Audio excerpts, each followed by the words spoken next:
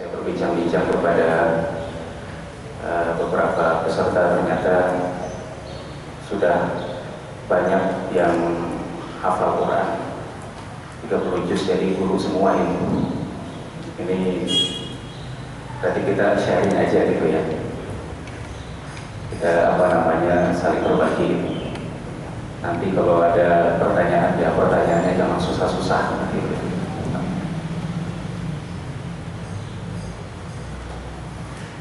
Alhamdulillah, kita insya Allah nanti akan bersama-sama mempelajari dan membahas Al-Muqaddimah Al-Jazariyah dan juga Atlas At-Tajwid sebagaimana yang telah tadi disebutkan oleh pembawa acara. Sebelum kita masuk ke kedua buku yang sangat terkenal ini, ada baiknya kita sedikit mengetahui tentang pengarang atau penulis dari kedua buku tersebut.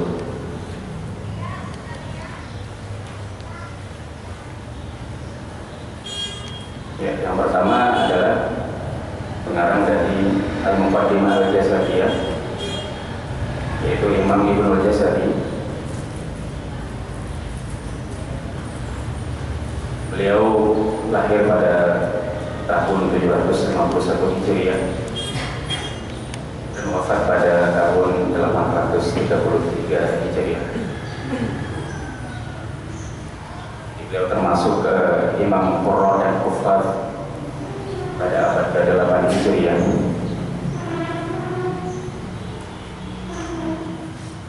Tempat kelahirannya, beliau lahir di Damaskus, ibu kota negara Syria,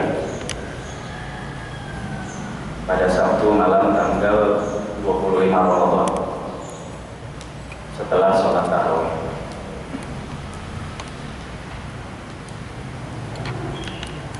Ayahnya adalah seorang hafiz Quran juga, dan menunggu kelahiran anaknya itu, yaitu Imam Ibnul Jazari, selama 40 tahun baru diberikan anak oleh Allah Ta'ala.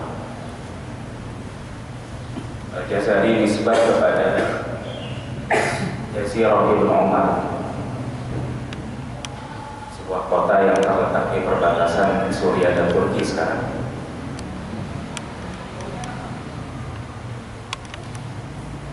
Rihlah Qurannya, usia 13 tahun beliau selesai mengkhatamkan Al-Quran hafalan.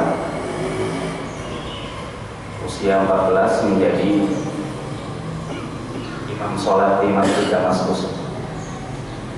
Hal ini menunjukkan bahwa sudah siogianya bagi penghafal Quran untuk mempraktekkan hafalannya. Sebagaimana dicontohkan oleh imam kita, beliau menjadi imam setelah beliau menghafalkan Al-Quran, dan itu dimulai ketika usia beliau 14 tahun menjadi imam sholat. Usia 17 tahun mengumpulkan qiraat sab'ah dari Syekh Ibnul Labban, kemudian meneruskan pengumpulan qiraat dari para masyayikh yang berada di Madinah, Mesir maupun Damaskus. Jadi beliau melakukan rihlah, tidak mencukupkan diri ilmunya itu di kota kelahirannya saja atau di kota Damaskus saja, tetapi beliau melakukan rihlah ke Madinah, Mesir.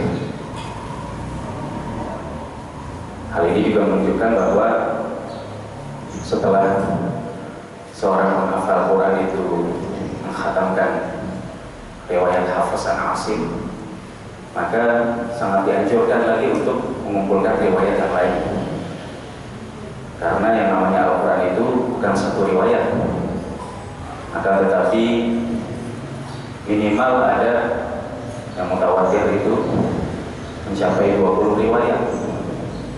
Kalau riwayat 10, riwayat 10, berarti riwayatnya ada 20. Nah, kita kalau sudah selesai 30 juz, baru satu riwayat namanya, riwayat Hafs an Asim. Nanti ada riwayat yang lain. Dan itu ketika Rasulullah Sallallahu Alaihi Wasallam mengajarkan Al-Quran, bukan hanya satu yang diajarkan, akan tetapi sab'atu ahruf, 7 huruf. Nah, ini menunjukkan bahwa Al-Quran itu bukan hanya yang kita kenal, yang kita baca pada saat sekarang saja, tetapi memiliki berbagai macam riwayat. Yang ke-20 riwayatnya itu mutawatir sampai kepada Nabi kita Rasulullah Sallallahu Alaihi Wasallam. Majelis Iqra'nya, beliau membacakan dan membetulkan bacaan para murid di Masjid Umawi. Masjid Umawi itu masjid yang berada di kota Damaskus, sangat besar masjidnya. Itu beliau menjadi guru di sana. Masjid itu sangat terkenal. Beberapa ulama terkenal menjadikan Masjid Umawi sebagai base camp, tempat pengajaran mereka. Selain Imam Ibnu Jazari, misalnya Imam Al-Ghazali itu menulis kitab Ihya Ulumuddin di Masjid Umawi. Nah, itu Masjid Umawi atau Masjid Bani Umayyah. Beliau juga sebagai ketua penanggung jawab ilmu pembacaan Al-Quran di Madrasah Adliyah. Beliau juga ketua penanggung jawab ilmu pembacaan Al-Quran di Madrasah Turbah Ummus Soleh. Itu beliau mengajarkan Al-Quran. Jadi setelah beliau menimba Al-Quran dan qiraat tadi, beliau kemudian mengajarkan Al-Quran dan qiraat. Hal ini dalam rangka merealisasikan khairukum man ta'allama Al-Qur'ana wa 'allama. Sebaik-baik kalian adalah yang belajar Al-Quran dan mengajarkan. Kalau Rasulullah bersabda, al-mahiru bil Quran ma'asafaratil kiramil bararah. Orang yang mahir dengan Al-Quran bersama malaikat yang mulia dan taat. Al-kiram, kiram itu jamak dari karim. Malaikat yang dimaksud di sini ditafsirkan di dalam surat At-Takwir, innahu laqawlu rasulin karim fi quwwatin 'inda dzil 'arsy makin muta'in tsumma amin. Maksudnya adalah malaikat Jibril maksudnya. Jadi sejajar dengan malaikat Jibril. Malaikat Jibril itu menerima Al-Quran dari Allah Subhanahu Wa Taala, kemudian menyampaikan Al-Quran kepada Rasulullah.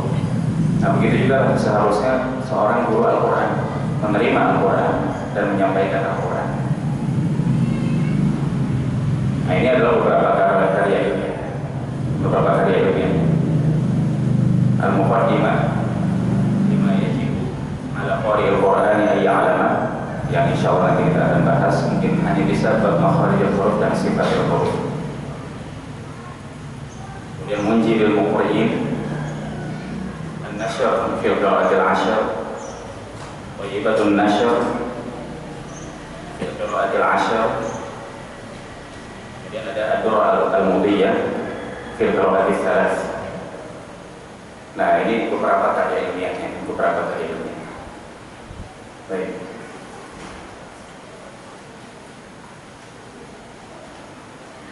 Nah, ini kemudian ada sedikit profil dari Syekh Dr. Aiman Rusdi Suhaimi. Beliau juga dilahirkan di Damaskus, Suriah, jadi sama dengan Imam Ibnu Jazari. Lahir tahun 1955 Masehi, beliau berarti sekarang berusia 60 tahun. Pendidikan formalnya sebagaimana kita lihat, S1 di Fakultas Bahasa Arab Universitas Al-Azhar, S2 juga demikian. Kemudian beliau meraih 2 gelar doktor ya. 2 gelar doktor, yang pertama dari Ummul Qura, kemudian yang kedua dari Universitas Al-Azhar. Kemudian sedikit atau sekelumit tentang pendidikan Quran Syekh Aiman Rusdi. Kita bisa lihat ijazah atau sanad Al-Quran riwayat Hafs dari Syekh Abdul Hasan Al-Qurdi. Kemudian ijazah sanad 10 dari jalur Syafi'iyah dan Durrah dari Syekh Abdul Hasan Al-Qurdi juga. Kemudian ijazah sanad qiraat 10 dari Syekh Abdul Aziz Al-Masud. Secara umum secara garis besar beliau memiliki 6 para masyayikh yang sangat terkenal, 3 di Syria, kemudian 3 lagi di Mesir. Yang dari Syria yaitu Syekh Abdul Hasan Al-Kurdi, Syekh Muhammad Taha Sukar, dan Syekh Abdul Aziz Al-Masud. Dan 3 dari Mesir yaitu Syekh Ibrahim As-Samannuni, Syekh Amir Sayyid Uthman, dan Syekh Ahmad Abdul Aziz As-Sayyad. Dan ke-6 Syekh ini adalah kibarul qurra fi hadzal zaman, yaitu sanad yang dimiliki oleh Imam Rushdi Suwaid. Nah, kemudian beberapa karya ilmiahnya selain dari Atlas Tajwid, ada lagi Tajwid Musawwar. Beliau juga memiliki tahqiq Manzumah Al-Muqaddimah, tahqiq Matan Asy-Syatibiyyah fi Qira'at As-Sab'ah, dan tahqiq Manzumah Aqilah Aqrabil Qasaid itu fi Ilm Rasmil Masahif, dan kemudian tahqiq Manzumah Thayyibatun Nasyr. Nah, itu beberapa karya ilmiah beliau gitu ya.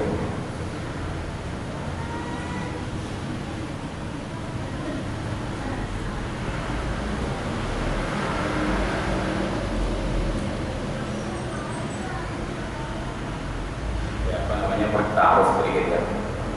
Ini Al-Muhaddats Mutahaddits Amamakum.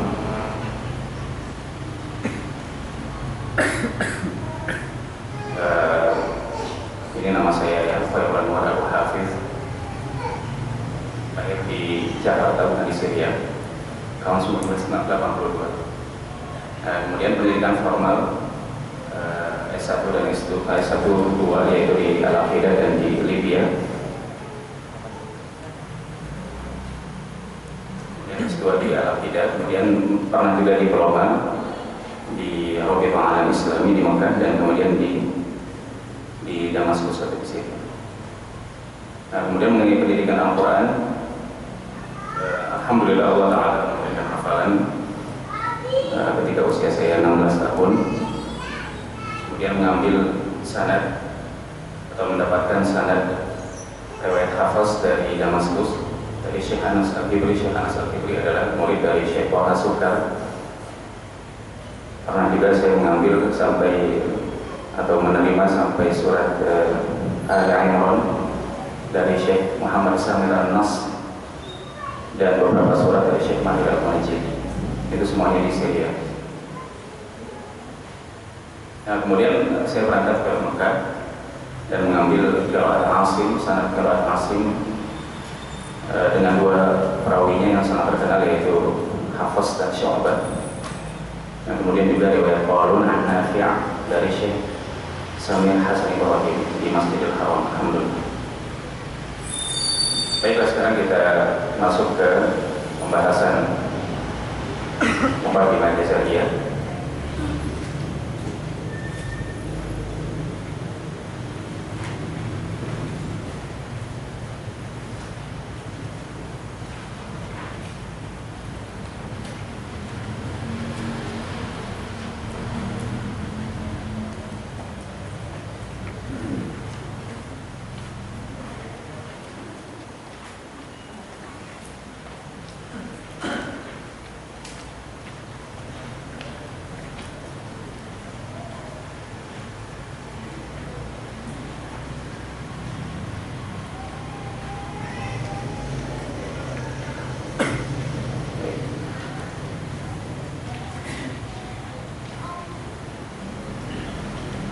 باب مخارج الحروف. مخارج الحروف 17 على الذي يختاره من اختبر. Tempat-tempat keluarnya huruf-huruf ada 17.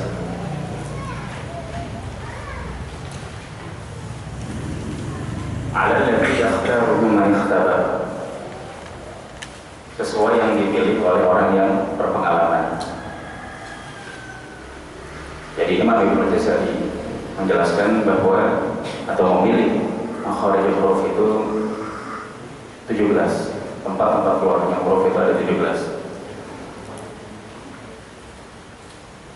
Lil jawfi alifun wa ukhtaha Wahi huruf maddin lil hawa'i tantahi.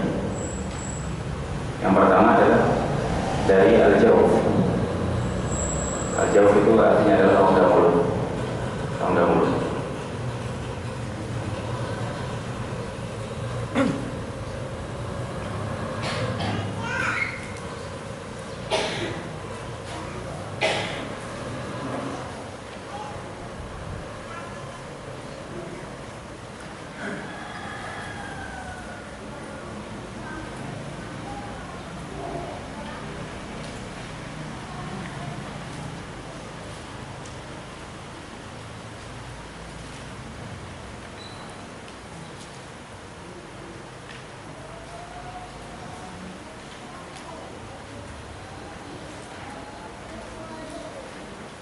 Alifun wa ukhtaha, yaitu huruf alif dan kedua saudaranya. Maksud dari kedua saudaranya adalah wahiyah huruf mad, huruf waw dan huruf ya. Lil hawa'i tantahi. Kalau kita menemukan huruf mad itu di akhir, maka kita harus membaca berhentinya itu tantahi, berhenti di al-hawa, berhenti di udara. Contoh misalnya wadduha wal-laili idza saja ma wadda'aka rabbuka wa ma qala. Itu maksud dari berhenti di udara. Kalau kita membaca wadduha, maka itu tidak berhenti di udara. Itu seakan-akan kita memberikan hamzah sukun. Wadduha seperti itu. Seakan-akan kita memberikan hamzah sukun di akhirnya itu. Padahal di sini disebutkan lil hawa'i tantahi.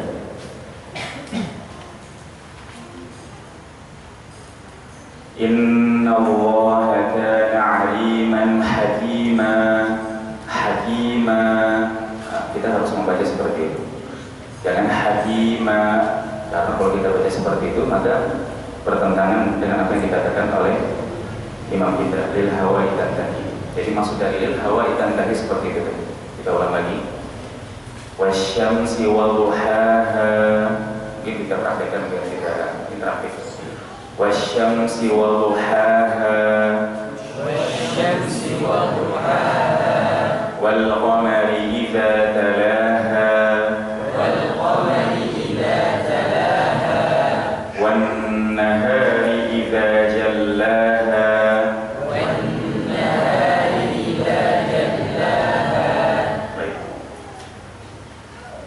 Kemudian kita balik halaman berikutnya. Tsumma li aqsal halqi hamzun ha. Kemudian untuk pangkal tenggorokan, kita menyebut pangkal aqsa, itu artinya pangkal tenggorokan. Hamzun ha, huruf hamzah dan huruf ha. Jadi urutan pertama adalah hamzah, keluar dari pangkal tenggorokan. Tenggorokan yang paling bawah. Kemudian setelahnya masih di pangkal tenggorokan adalah huruf ha. Jadi hamzah dan ha. Wa min wasatihi fa'inun ha. Dan dari tengahnya hi kembali ke al-halq. Dari tengah tenggorokan keluar ain dan ha. Keluar ain dan ha. Fa'inun ha. Keluar ain dan ha. Setelah ain baru kemudian ha. Adnahu wailun kharuha. Adnahu ujungnya, hu kembali ke al-halq.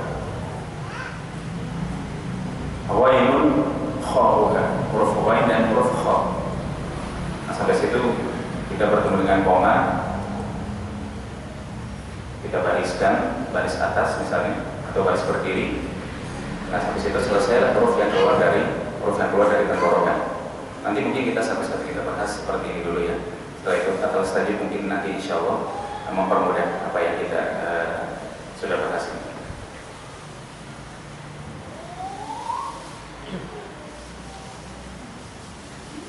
Kemudian wal qafu, ini setelahnya selanjutnya. Ini sudah masuk huruf lisan, sudah masuk huruf lisan. Wal qafu aqsal lisani fawqu. Atau kita ke atas saja terlebih dahulu, biar kita tidak terlalu penghalusan.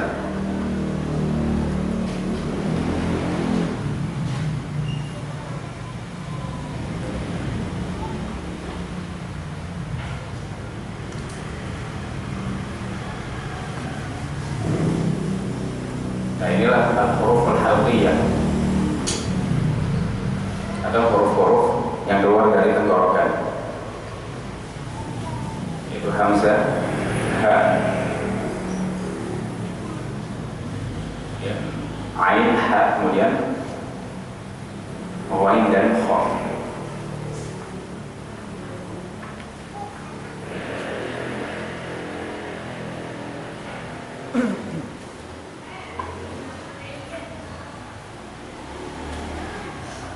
Jadi hamzah keluar dari tenggorokan yang paling bawah. A, I, U, A, itulah hamzah. Kemudian ha, hi, hu, ah, itulah ha, huruf ha.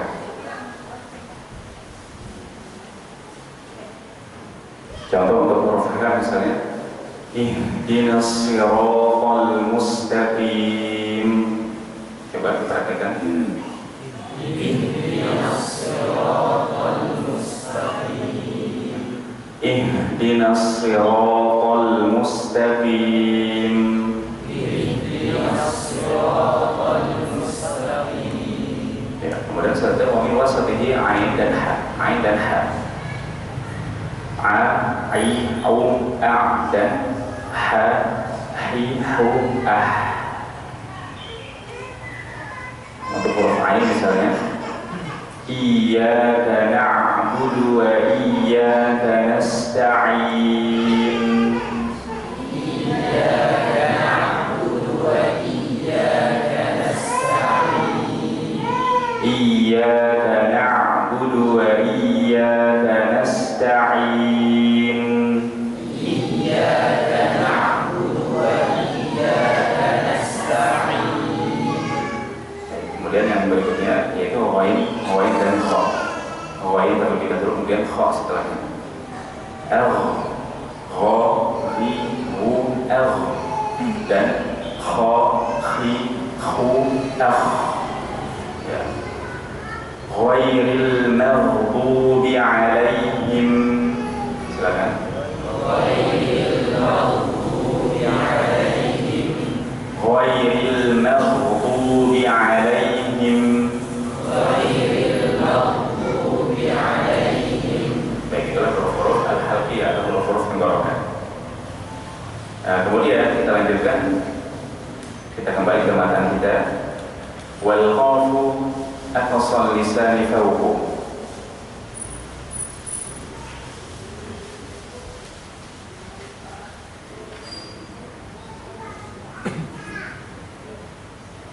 Dan huruf qaf aqsal lisani fawqu.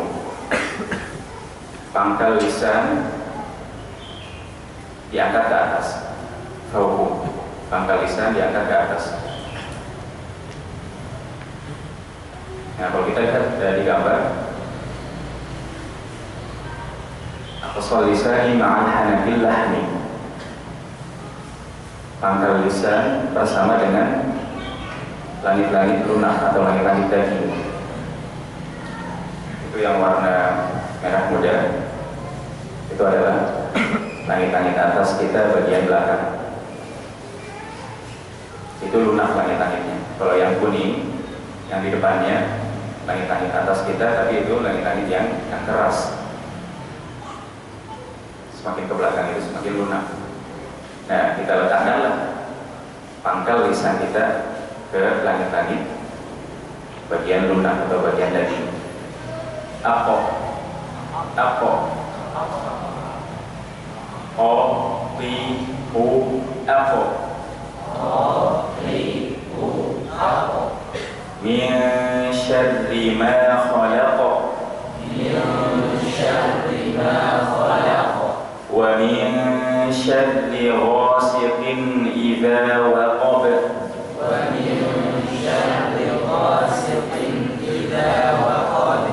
Wa min syarri naffatsati fil 'uqad. Wa min syarri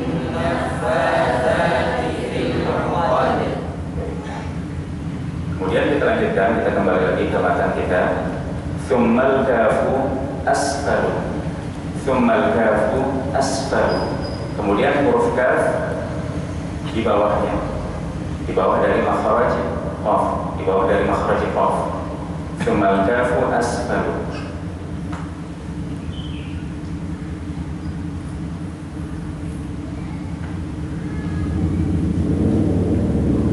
يعني أقصى اللسان مع الحنك اللحمي مع الحنك اللحمي والعظمي.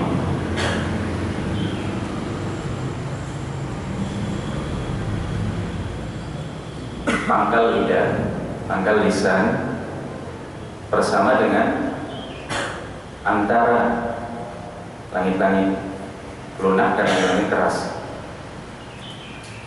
Kalau tadi qaf, kita tempelkan pangkal lidah kita ke langit-langit lunak. Kemudian kalau kaf itu sudah agak maju, asfal,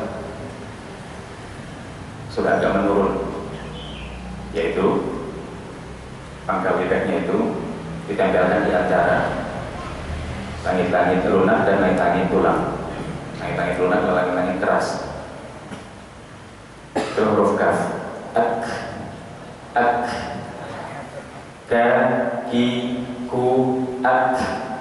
Kaki ku ak, kaki ku ak, kaki ku ak.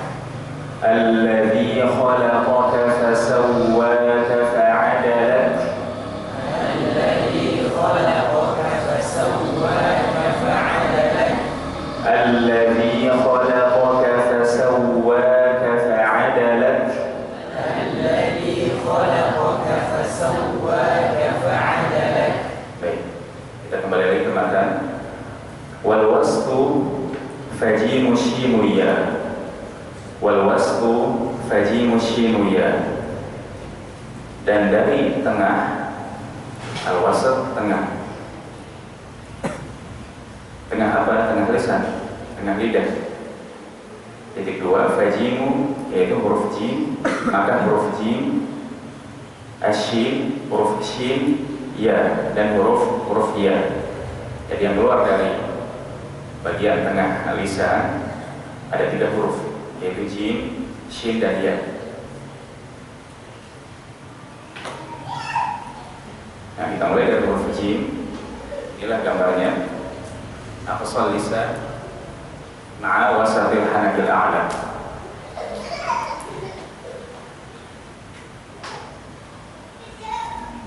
Wasatul lisan, mohon maaf, ma'a wasatil hanakil al-a'la. Tengah lisan bersama dengan tengah langit-langit. Kalau kita perlu perhatikan, yang dimaksud tengah di sini, nanti kita mesti membayangkan bahwa yang dimaksud di tengah di sini adalah tidak persis di tengah, tidak persis di tengah. Sebab kalau saya perhatikan, kalau persis di tengah itu adalah makhrajnya kaf, persis di tengah. Kalau kita ukur misalnya, kalau kita ukur, jadi huruf jim ini maksud di tengahnya ini, kalau kita lihat di gambarnya pun tengah daripada langit-langit atas bagian tulang, gitu ya. Nanti jangan dianggap secara keseluruhan. Kalau secara keseluruhan kita akan mendapatkan bahwa yang dimaksud dari tengah lidah secara keseluruhan, tengah langit-langit secara keseluruhan itu antara langit-langit lunak dan langit-langit keras. Maka huruf jim itu posisinya seperti itu, yaitu dia lebih tepatnya kalau kita lihat gambarnya, yaitu di langit-langit atas bagian tengah, tapi mengambil langit-langit yang kerasnya atau langit-langit tulang. Itu huruf jim. Ajin, ja, ji, ju, ajin. Silakan. Ja, ji, ju, ajin. والسماء ذات البروج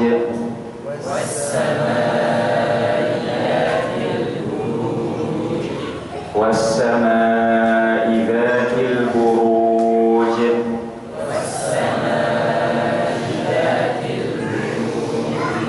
Baik,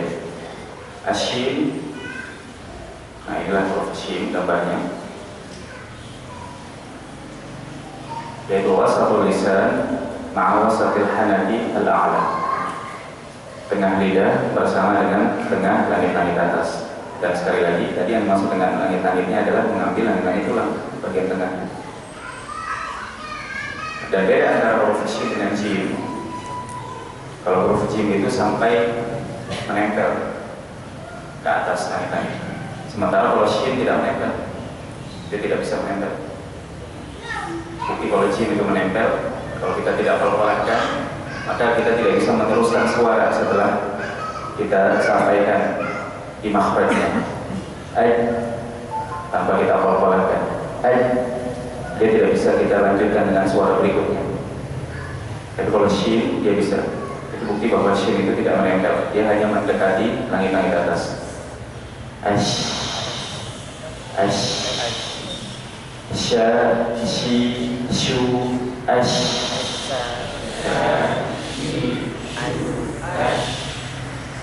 min syarri ma khalaq wa min syarri ghasiqin idza waqab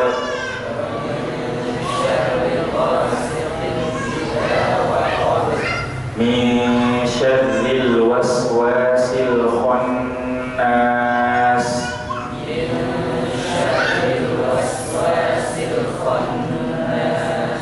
Baik, itu huruf shin. Kemudian yang berikutnya adalah huruf ya. Nah, makhrajul ya, wasatul lisan ma'a wasatil hanafil a'la, huruf ya. Tengah lidah atau tengah lisan bersama dengan langit-langit atas bagian tengah. Ai, ya, yi, yu, ai. Qul ya ayyuhal kafirun.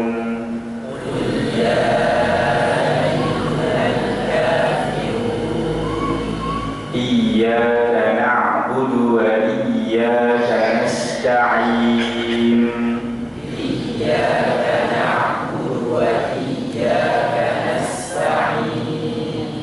Ya, kalau kita lihat perbandingannya seperti ini.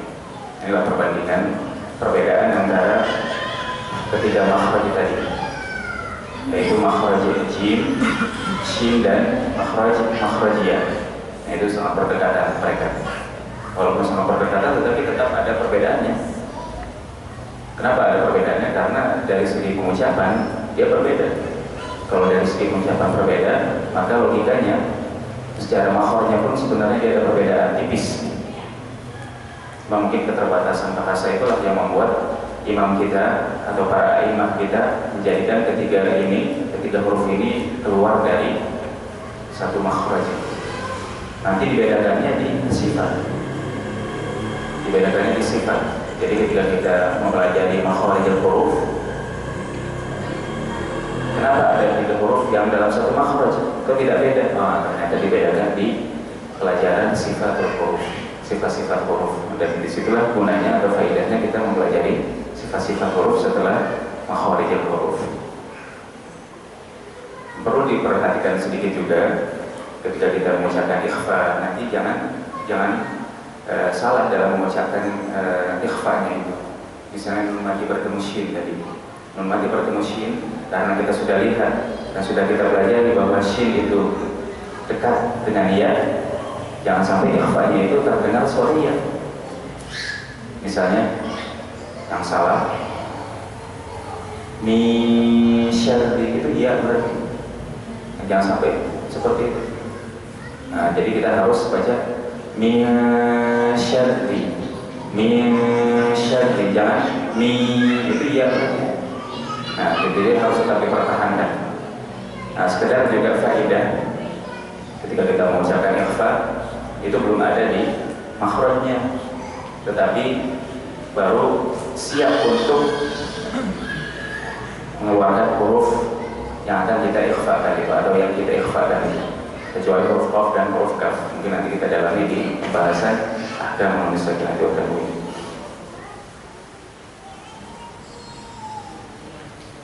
Baik, kita kembali ke matan jasariyah kita.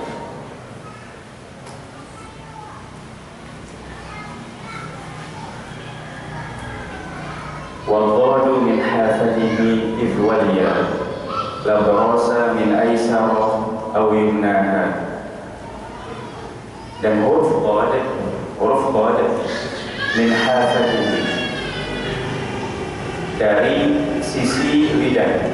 Min hafadihi, hafah artinya adalah sisi atau tepi. Kita bisa terjemahkan sisi, kita bisa terjemahkan tepi. Hi kembali ke lisan. Min hafadihi ay min hafati lisan. Idh waliya,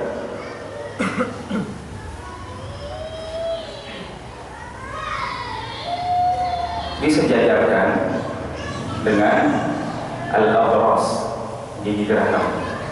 Al-adras, gigi geraham. Waliya, sejajar.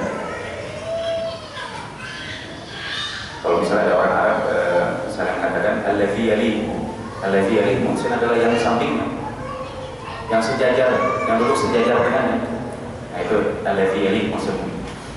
Itu waliya maksudnya sejajar atau berdekatan. Nanti kita akan lihat. Al-adras yaitu sejajar dengan atau berdekatan, berdampingan dengan gigi geraham.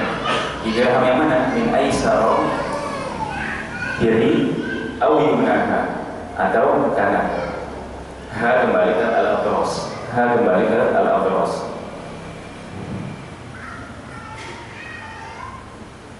Kita ulangi sekali lagi karena huruf qad ini memang cukup panjang ya. Wallahu min hafadihi idh waliyal adrasa min aisar aw yumnaha, sampai situ. Dan huruf qad keluar dari sisi lidah, berdampingan atau diletakkan berdampingan dengan gigi geraham. Gigi geraham atas kan, gigi geraham kita yang bagian atas. Gigi geraham atas yang mana? Gigi geraham atas yang aisar, kiri, aw yumna atau kanan. Kita pilih, kalau kita yang kiri maka kita pakai tepi lidah bagian kiri. Kalau kita pakai gigi geraham atas kanan maka kita pakai tepi lidah bagian kanan. Nah kita lihat gambar ini, kita pahami dulu.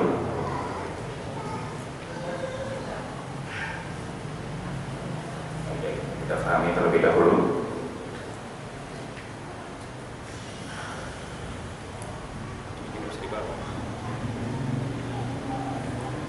Nah ini tepi lidah ya. Ini lidah.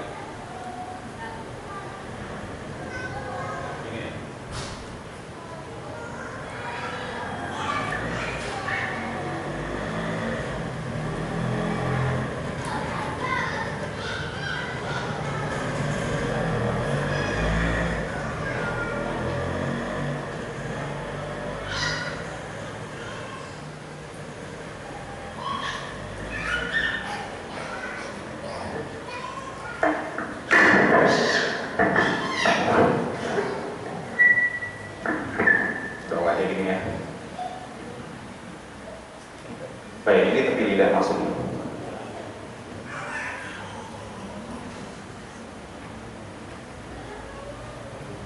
Hafatai lisan maksudnya adalah ini tepi lidah ya, hafatai lisan. Nah, jadi yang dipakai nanti di sini. Ini tepi lidah. Kalau ini kita umpamakan ini tepi lidah bagian kiri, ini tepi lidah bagian kanan. Tepi lidah bagian kiri, tepi lidah bagian kanan. Baik.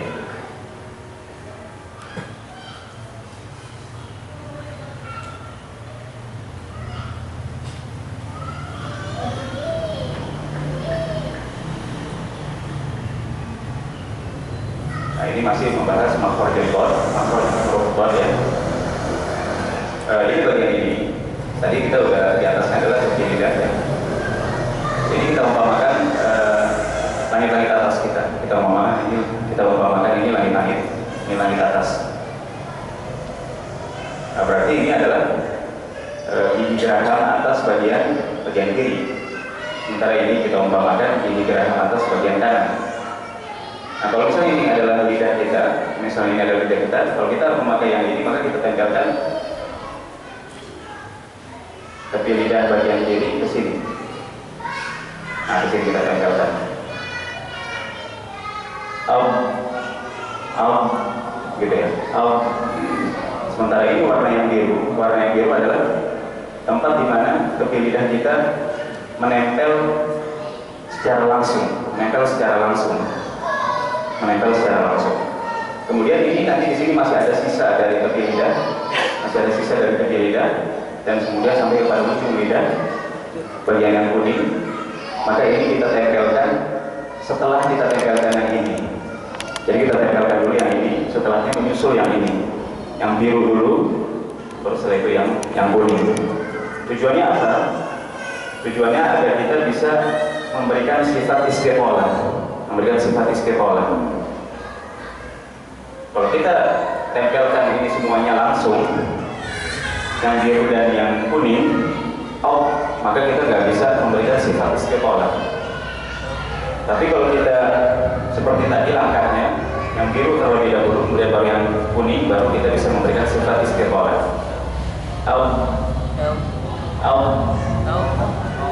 Coba sekali lagi ya. Baik ya. Bo, bi, bu, ghairil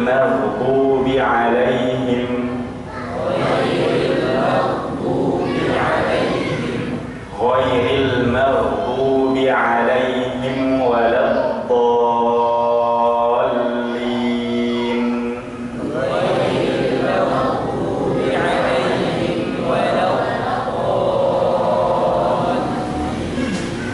Nah, itulah huruf dot.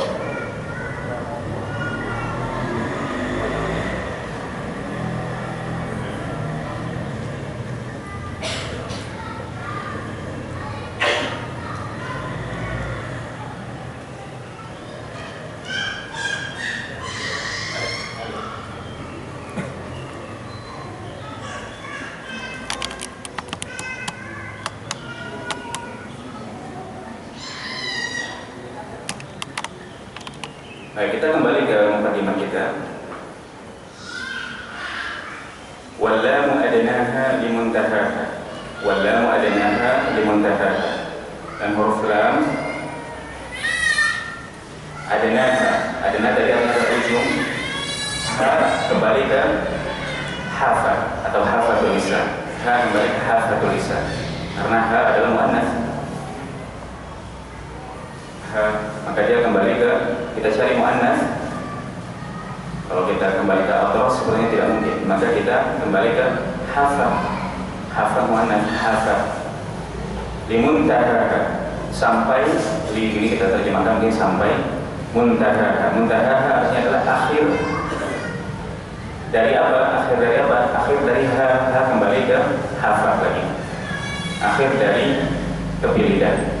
Jadi dari ujung tepi lidah sampai akhir tepi lidah, itu huruf lam. Huruf lam keluar dari ujung tepi lidah sampai akhir tepi lidah. Di tempat itu sebenarnya kalau kita lihat sudah berada di daerah ujung lidah juga. Tapi kalau ujung lidah itu yang paling ujung, cuma kalau ini masih agak ke belakang sedikit. Jadinya dia mengungkapkan, atau imam kita mengungkapkan seperti itu. Kalau kita lihat gambar seperti itulah.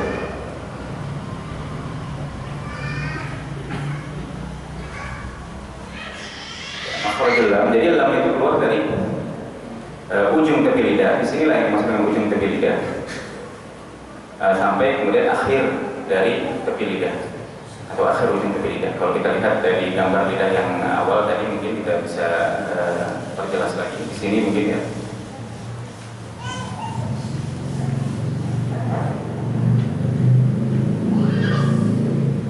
Nah, tadi katanya wallamu adnaha limuntahaha,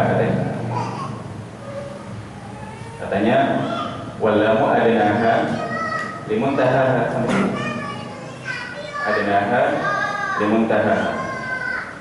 Jadi ini yang dimaksud dengan adnaha, yaitu adna hafatul lisan, dan ini yang dimaksud dengan muntaha hafatul lisan. Jadi yang dipakai, ya kalau kita lihat dari sini sampai sini, inilah yang dipakai dalam makhraj atau kita juga mengucapkan huruf lam. Nah, lidahnya ini yang dipakai. Inilah yang dipakai. Baik.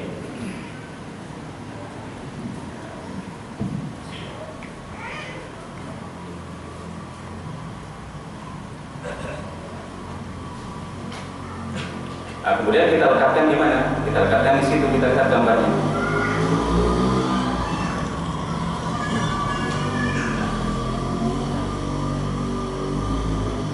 Ya, ini kita bisa ungkapkan sebagai langit-langit atas bagian depan. Kita ungkapkan sebagai langit-langit atas bagian depan, yang dekat dengan gusi kita, yang dekat dengan gusi atas kita. Ya, tapi kita masih mengungkapkan ini sebagai langit-langit atas bagian depan, karena nanti gusi tempat untuk huruf nun. Huruf nun berdekatan sekali dengan huruf lam. Karena ini kita harus hati-hati dalam mengucapkan kedua huruf itu, apalagi kalau berdekatan. Nah, kita huruf lam dulu. Al, nah gitu ya. Al, la, li, lu, al, qul huwallahu ahad, qul ya ayyuhal kafirun,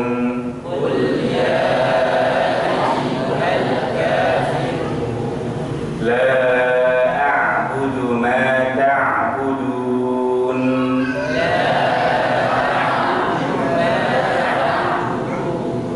wa la antum 'abiduna ma a'bud,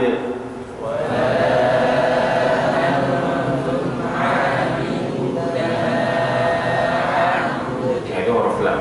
Itulah huruf lam ya. Nah, kemudian kita ke muqaddimah. Wan nunu min tarafihi tahtu ja'alu, wan nunu min tarafihi tahtu ja'alu. Dan huruf nun dari taraf. Taraf artinya adalah ujung. Kita terjemahkan taraf itu ujung. Hi kembali ke al-lisan, min tarafil lisan, dari ujung lidah. Tahtu ija'alu, maksudnya adalah ija'aluhu tahtal lam, maksudnya tahtu ja'alu maksudnya adalah ija'aluhu, yani ija'alun nun tahta harfil lam, gitu ya. Sekali lagi, wan nunu min tarafihi tahtu ja'alu, apa artinya? Dan huruf nun dari taraf ujung hi lisan, maksudnya hi kembali ke lisan. Jadi huruf nun keluar dari ujung lidah atau ujung lisan. Tahtu ja'alu, tahtu ja'alu maksudnya adalah ija'aluhu tahta al-lam. Jadikan huruf nun itu di bawah huruf lam. Sama seperti tadi qaf, di bawahnya apa? Kaf. Qaf di bawahnya adalah kaf. Lam di bawahnya adalah nun. Nah, lam di bawahnya adalah nun. Jadi lam dulu baru nun. Nah, lam dulu baru nun. Ini pembahasan tajwid kan berurutan dari pangkal tadi, dari pangkal tenggorokan, hamzah, kemudian hamzah itu yang paling pangkal, di atasnya ada. Kemudian kembali ke lisan tadi. Lisan itu dimulai dari qaf yang paling pangkal, yang paling belakang. Nah, kemudian di depannya, di bawahnya ada huruf kaf. Terus tadi jim sudah mulai tengah lidah, kemudian sampai kepada huruf lam, kemudian di bawahnya ada huruf nun. Itu maksudnya. Nah, inilah makhrajun nun. Makhrajun nun. Baik.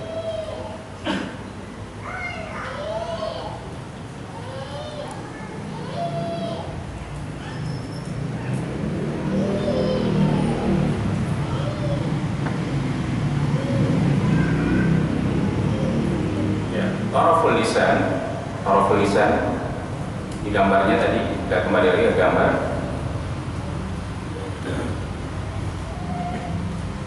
Tadi saya menemukan di sini taraful lisan ada di halaman, sebentar ya, kita lihat dulu.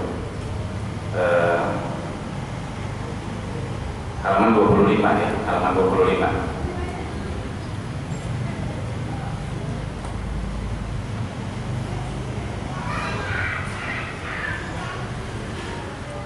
Yang ini ya. Nah, ini taraful lisan.